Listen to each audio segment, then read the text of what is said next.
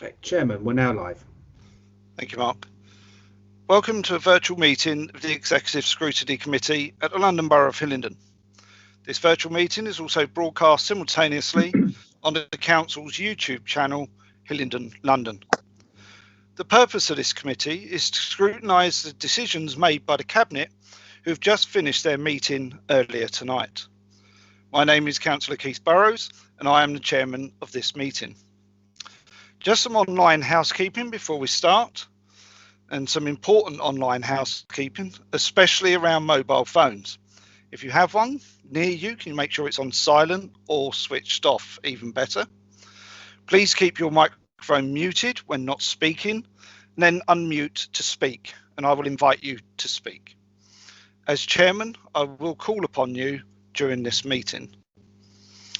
In terms of technical meeting control, if a councillor leaves the virtual meeting partway through for a period of time, for example, through a lost connection, I will continue the meeting unless we are not quorate, which is 4 councillors. Before we move on to the agenda, I'd like to do a roll call of the councillors and others present confirm attendance. Please indicate you're present when I say your name. Councillor Wayne Bridges. Good evening, Chairman. Present. Thank you. Councillor Philip Cawthorne.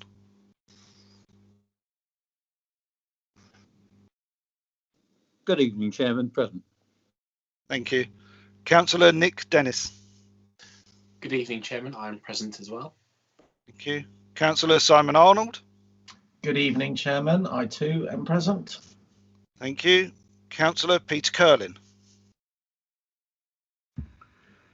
Good evening, Chairman. I'm present.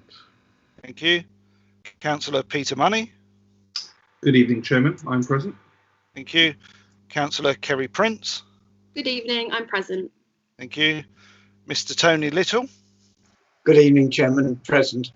Thank you. And Mark Braddock from Democratic Services. Present, Chairman. Thank you all.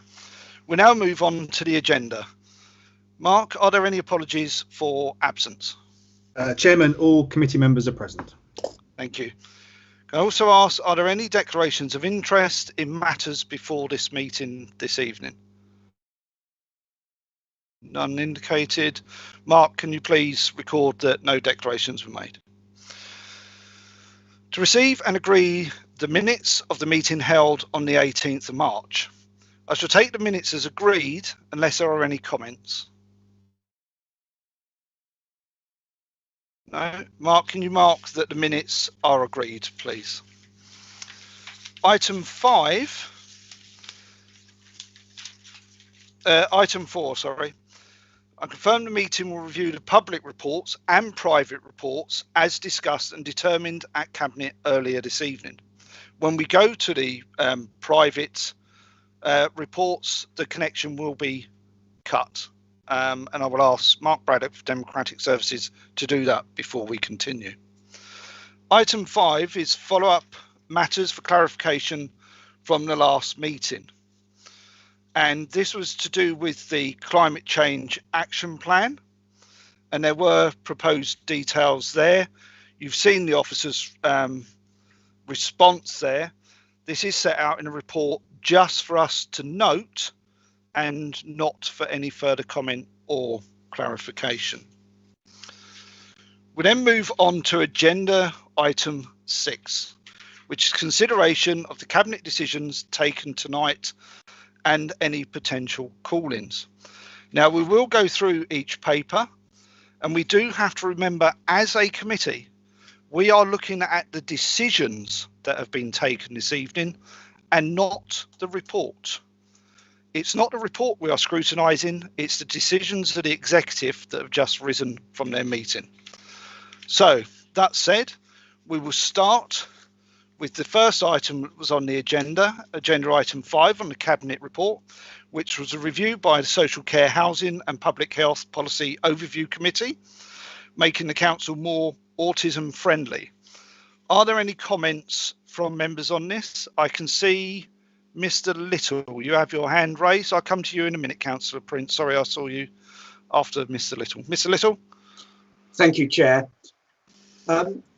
I thought this was a very interesting report, and that we all ought to be more aware of autism than we probably have been. Certainly I should. And what I wanted to ask was, does the council have any plans to make training in autism awareness available to school governors? Mark, are you able to pick that up at all? Either provide an answer now, or we can get confirmation off officers as a raised query. I'm happy to go away and find out if that is the case, Chairman. Thank you. I've noticed that Councillor Cawthorne did put his hand up straight away, actually, and he may know the answer to this with his very in-depth knowledge of this subject from when he was a portfolio holder. Councillor Cawthorne. You're muted, Councillor Cawthorne. I'm not sure whether it's my place to answer questions in this forum, to be honest, but the school governor aspect was not something that surfaced in the course of this report. There may well be other plans around that, and quite possibly there are. And I think it's perhaps better if Mark does respond, if that's okay, if he gets that Mark, information. yes, thank you, Councillor Cawthorne. Yes, Mark, can you please take that and get a response on that? Councillor Prince, you had your hand up.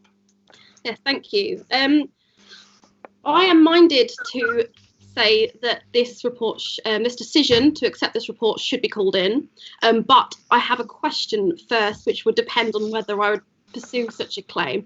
I am interested to know whether any autistic people, as that is the correct term, autistic people, not people with autism, it's not an illness. I'm interested to know whether any autistic people gave evidence to the committee.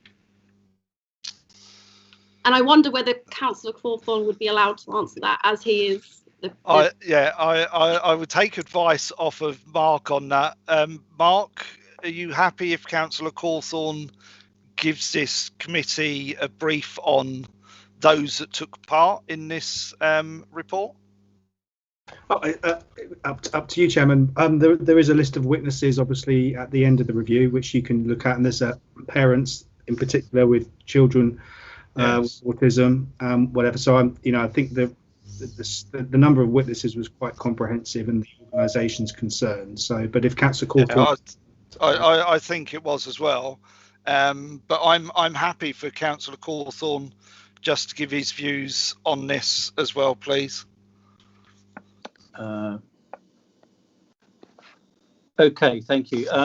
Yes, bear in mind I came in at the death on this review. Of course, there were two far more eminent people chairing the committee than myself at the time. I believe the answer to your question is yes, as the report points out. But I think once again, let's get a fuller response from Mark if that's okay. Yeah, so I think we can get a response that way. I'll come back to you in a second, Councillor Prince, because I noticed that Councillor Arnold had his hand up. You still don't want to speak? Okay, Councillor Prince, I shall come back to you now. Thank you.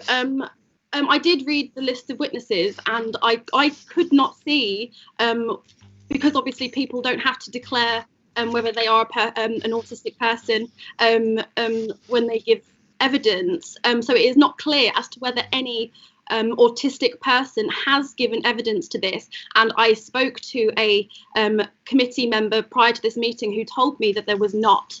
And I cannot understand why the cabinet would approve and accept the recommendations of a report that did not consider the people that it centred. So I'm also interested to know is how did the committee try to get perspectives of autistic people if no autistic witnesses gave evidence, and was there any opportunity to give written evidence, because of course some autistic people may not have felt comfortable coming before a committee, so was any opportunity to give written evidence given? And how does this council plan to work with autistic people to ensure that the actions set out are achieved and how they can be reviewed? I'd also like to know whether there is an easy read version of this report, because the report is quite lengthy. It uses language that not everyone would be able to understand. So is there an easy read version that autistic people may find it easier to read, and when will this be out? Again, coming back to no decisions without us, etc. The government, so the report refers to the government strategy Fulfilling and Rewarding Lives, which was created by talking to autistic adults. And it says in it that, in the easy read version of this, it says in it that that decision makers such as local authorities will talk to them, the autistic person, when making decisions. I feel this has not been done, and as a result, I think that this should be called in. If the case that the committee member was correct and that there was no autistic person, this should be called in and it should be re-looked at, because we cannot proceed with these decisions and these recommendations if they have not had the people and the voices of these people that this affects the most. Thank you. I'm done. Thank you, Councillor Prince. Does anybody else want to make any comments? Councillor Cawthorne, Mark, sorry, I saw your hand up. No, thank you, Chairman. I mean, obviously, councillors may wish to respond. I would just point out that obviously the role of the committee is to scrutinise the cabinet's decisions, and the cabinet decisions are the recommendations now, which have been decided on. It's not really the role of the committee to examine how the policy overview committee undertook its work, what sort of witnesses it called or whatever, because that is a sort of a cross-party committee that council's been working on for a while. So I'll just point that out. As to your point about easy read versions and stuff, I think there's always more we can do to make things more accessible, but that's really something we can look at away from this. I think that's really all I've got to add, Chairman, unless any other councillors. Yeah, any other councillors wish to say anything, speak? Councillor Prince again. Yes, just to reply to that, I am saying that I disagree with the cabinet agreeing these recommendations, because I do not believe that they have been created with the voice of autistic people, and that is why I would like it called in. I'm disagreeing with the passing of the recommendations. Okay, Councillor Bridges, you raised your hand. Yes, thank you, Chairman. I would just highlight that it is a very good report. I would endorse what Mark has said. This is a cross-party policy overview committee, and in terms of witnesses, this would have been decided and suggested early on in the scoping stage. So I'm a little confused as to why we're doing this so late in the day in terms of questioning what witnesses attended and which ones didn't. Like all policy overview committees, they will look at this later on, perhaps next year, or when they wish to review the success of the report. So perhaps that's the time to raise it then, and hopefully Councillor Prince can liaise with the Labour lead on that policy overview committee to ensure her views are fed through via the Labour group. Thank you, Councillor Bridges. Councillor Curlin. Yeah, thank you, Chairman. I would just like to support Councillor Prince in her obviously passionate concerns that she has over this report. It is the cabinet that are making decisions based on that report. They are making the decisions to enact those recommendations. If those recommendations are not fully in line with the people that they affect, then the cabinet are making decisions without considering the people that they are affecting. So, you know, if the recommendations are wrong or not as good as they could be, then the cabinet are agreeing to something that is wrong or not as good as it could be. So therefore, surely we should call it in and make sure that the recommendations are absolutely right and absolutely in line and in tune with the needs of autistic people. Thank you, Councillor Curling. Councillor Cawthorne. Yes, if I may. I mean, as I say, I came in at the end of this, but at each stage, the committee has had full cross-party discussion about scoping, involvement of stakeholders, various other people. When we got to my involvement, we were talking about recommendations. We had a very detailed discussion about what we wanted to include and not to include, also the scope recommendations in full detail with full professional oversight of all the requirements. The other thing I would say briefly is that, as I said to Cabinet when I presented on it, this is going to have to be revisited in light of new legislation anyway. So I think we're going to have to come back to it anyway. I don't accept that people have been excluded from consideration who should have been as part of this, and I think the report states that. But I think if Mark can provide better and further particulars, I would suggest that would be a way ahead rather than calling in, quite frankly, Chairman. Thank you. Thank you, Councillor Cawthorne. Councillor Prince, you have your hand up again. Yeah, thank you. Just wanted to say that this, the point keeps being made that this is a cross-party policy overview committee, but this isn't about parties. It's not about politics. It's about people. And regardless of when this decision made and when it should have been addressed, I'm addressing it now and saying that as it stands, this report does not seem to have explicitly sought the views of autistic people, and that is wrong. And just because this was a decision made a year, 2 years, 10 years ago, it doesn't matter when. We can now as a committee choose to call it in and say, no, actually, upon review, because this is part of the scrutiny process, this isn't good enough. Send it back. We would like to hear more voices of autistic people, not just people who work with them or their families, but those voices themselves. And I would be entirely disappointed if this committee still insists on not calling this in, because it just seems ludicrous to me that you wouldn't want to centre the voices of autistic people. I will leave it there. I've said plenty. Thank you, and thanks to everyone who's spoken. Thank you. The thing is, we've asked for clarification to get more of the witness list. We do have some witnesses in the back there. And obviously this has gone through, as Councillor Cawthorne alluded to, 3 chairmen, him being the latter. So it has gone through quite an extensive review, and it is quite robust. But Mark, we have before us a proposal from Councillor Prince, which has been supported and seconded by Councillor Curlin. So now we go to the vote. Is that correct? That's correct, Chairman. Absolutely, yes. So, okay, what I will do, I will call each councillor's name in turn, and we will vote that way. Is that the easiest way, Mark, for you to be able to note it? I think that would be fine if you go through the roll call count. Yeah. Everyone. Okay. And obviously, Mr. Little, unfortunately, you don't have a vote, but you obviously get to listen. Is that correct, Mark? I would say this is not education, highly education specific in terms of school. That's right. Okay. Councillor Bridges, are you for or against the call-in? I'm against the call-in, Chairman. Thank you. Councillor Cawthorne, for or against the call-in?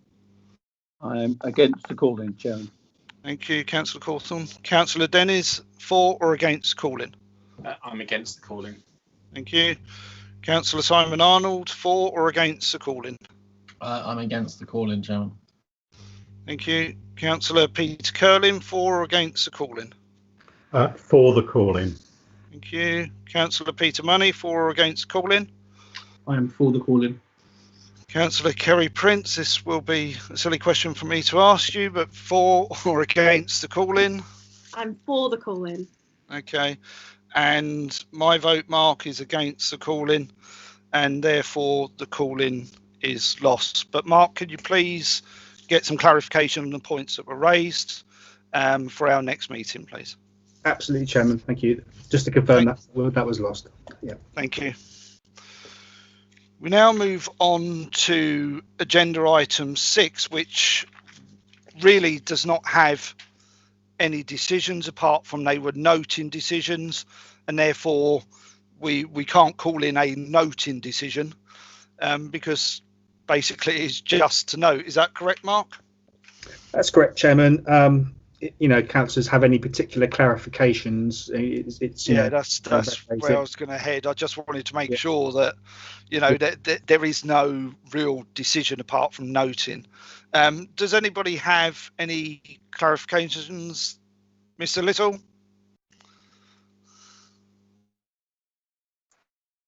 Thank you, Chair. It's more a comment than a request for clarification. That this is a very extensive report, which we did go through at the relevant POC. But I felt then, and still feel now, reading it again, that they try to cram too much into this report to get a decent level of scrutiny of what is being said. And I would like to urge members and officers to look again at how much they're trying to get through in such a single report. Thank you, Chair. Thank you, Mr. Little. I'm sure Mark will take that on board as well. Any other comments from any other councillors on that report? No, thank you. Moving on to agenda item 7 on the Cabinet agenda, which was the Council Budget 2021 Revenue and Capital Month 11 Budget Monitoring. Any comments on this report at all from Councillor Prince? You're on mute, Councillor Prince. Hello. Thank you. So this is in reference to Budget Recommendation 7, price at Lido parking charges. Okay. I am completely, wholeheartedly in favour of taking measures to reduce congestion and traffic on the roads and encouraging the use of public transport. But I have a series of questions. Do we know, which we probably don't, but do we know how many Hillingdon residents versus non-residents park at the Lido? Mark, I don't think that detail will be in the report, but I'm sure that we can get it. From my years in the portfolio role, we were able from the machines to tell how many times the Hillingdon First card had been used. So I'm sure we could get a breakdown of that. Yes, Councillor Prince. And Mark, if we can see if we can get that off officers, please, for the next meeting. Yes, Chairman. Can I carry on, Chair? Sorry. Yes, of course. Oh, thank you. And I'd also be interested to know of what evidence we have that this measure would reduce congestion, which also ties into my first question about whether they are Hillingdon residents, because if they are Hillingdon residents, there will of course be no charges, free to park, no matter whether it's peak or off-peak, which leads me to my third question. If there is no charge for residents and you're increasing the charge for non-residents, how will this encourage Hillingdon residents to use public transport? Because traffic is traffic, congestion is congestion, whether you're a Hillingdon resident or not. Roads don't take notice of that kind of thing. So how will, on the basis that this recommendation is to reduce traffic and congestion and air pollution, how will this encourage Hillingdon residents to use public transport? Thank you, Mark. There's a series of 3 questions there. If you can take those back, please get clarification from either the Cabinet portfolio holder or officers that should be able to put together responses to those. I know this is something that a certain Cabinet member who sits on this committee has been passionate about, and in fact he's just raised his hand. Councillor Cawthorne. Well, I'm still learning about this committee, and it's not our place necessarily to comment on some of these things. I do know as a ward councillor in outline that it's part of a range of measures that I think are coming forward to manage some of the issues we have there. But I think once again, it's quite proper to ask Mark for that information, I would suggest to you. I'll leave it at that if I may, because I'm not sure if I should say any more. Thank you. Thank you, Councillor Cawthorne. Mr. Little, you've got your hand up. Is that still from before? No, Oh, I have. You do have Okay. I do have a question. Yes.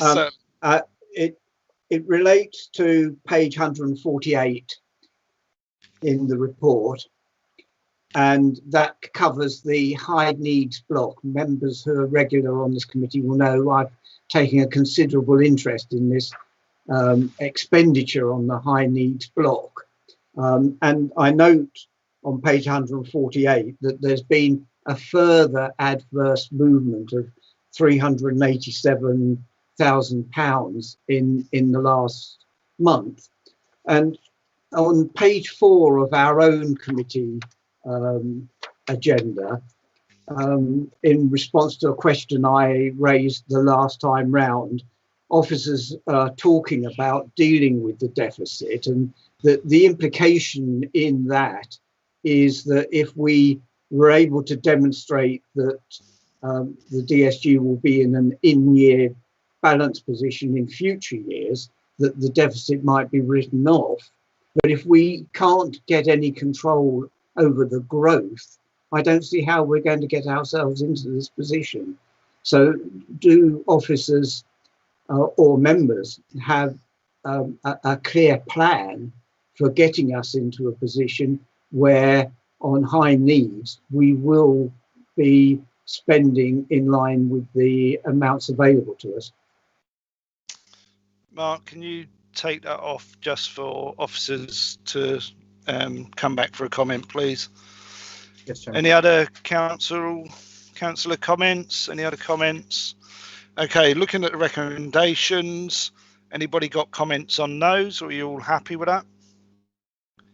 Okay, Mark, can you take it the committee were happy, apart from just the clarification points, please? Can you please now let us know, Mark, when we have cut the link as we move to the part twos? Thank you, Chairman. Yes, if members could stand by on mute until the feed is cut. Thank you.